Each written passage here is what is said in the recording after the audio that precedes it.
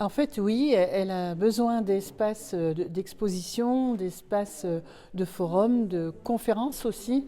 Et donc, deux espaces sont présentés à nous, à condition de les réhabiliter. Le premier, qui était déjà largement utilisé, mais qui s'était fortement dégradé, c'est celui de la Grande Halle à la friche culturelle.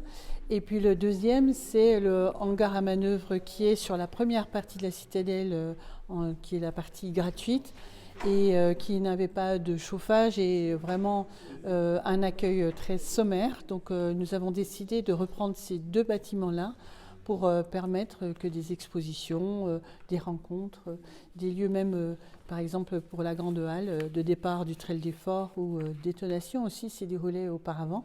Donc voilà des événements sportifs, culturels, sociaux. Aujourd'hui, on voit que le Cursal est extrêmement utilisé. On a besoin donc d'un peu libérer ces espaces et d'offrir d'autres lieux. Vraiment, il y a une très grosse demande à Besançon avec 3400 associations qui rêvent toutes d'avoir leurs événements, etc. Et puis même des événements assez exceptionnels qui peuvent arriver. Par exemple, recevoir une exposition qui viendrait de Paris, il faut au moins 300 mètres carrés. Je parle par exemple d'une exposition comme des animations de la Villette ou des muséums, etc. Eh bien, typiquement, on va déjà regarder comment ces événements-là se programmeront.